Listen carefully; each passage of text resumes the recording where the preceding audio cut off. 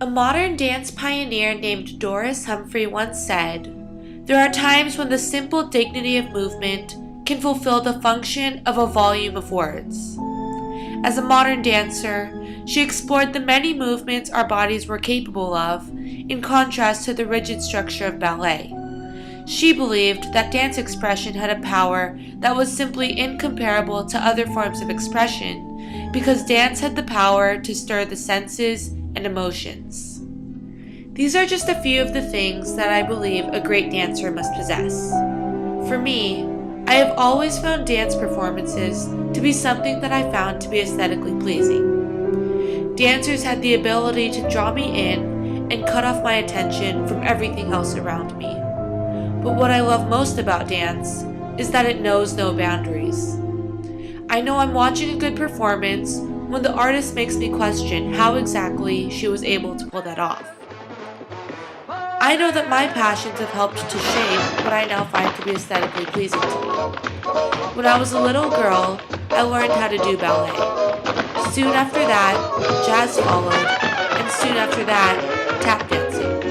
This particular dance changed my whole outlook on dance. Tap was my favorite of the three, and I soon realized that I felt most at home on the stage where I didn't have to worry about any of my problems. I could close my eyes and twirl around on stage, and everything would just go away, for a few minutes at least. I soon began to feel that way about all dance performances that I watched. I was drawn into them. Maybe it was because I knew how the dancers who were performing felt as well, but I also understood what it felt and meant to someone who just wanted to let loose. But this is just one aspect of why dance draws to me. Another part is that dancers try to tell a story when they perform. Once or twice was enough, and it was all in vain. Time starts to pass before you know it, you're frozen. But something happened for the very first time with you. My heart melted to the ground, found something true, and everyone's looking round, thinking I'm going crazy.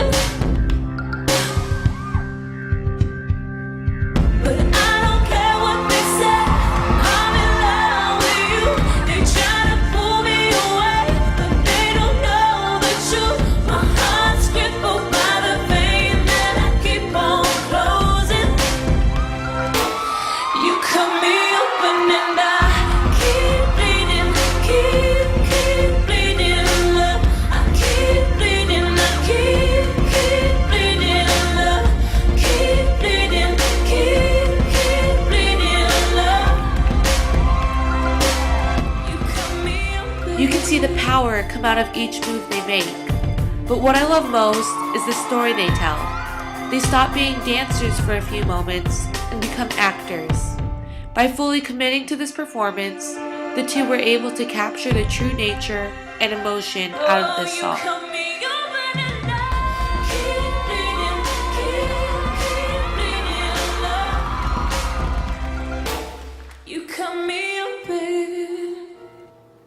Lastly, I believe that a very big part of dance is athleticism. Albert Einstein once said, "Dancers are the athletes of God." When a dancer is fit, she has the confidence to do the moves necessary in a performance. This confidence, in turn, comes across as someone without fear. And when a dancer has no fear in her performance, she has the ability to leave everything on that stage. As always, when it comes to dance, technique is highly valued. Here, I would like to share with you a performance that displays the effects of athleticism as well as trust between two people.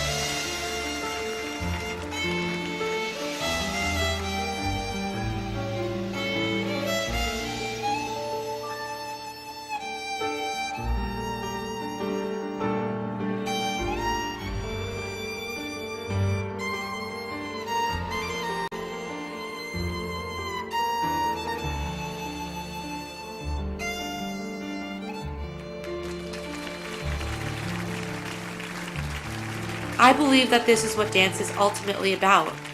The amount of passion that one holds for dance will always come out in their performances.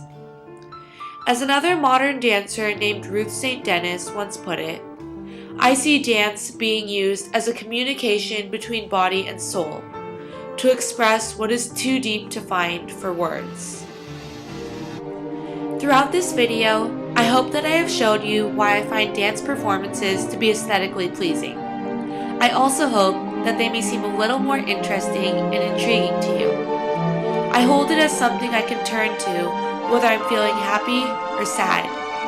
They fully capture my attention, and for a few moments, I'm transported into another world. But my favorite way of telling if something is aesthetically pleasing to me is that I'm able to go back to it over 100 times and still never get tired of it. Instead, I do the opposite and always find something new to it. It's always in the little details that makes me appreciate the bigger picture.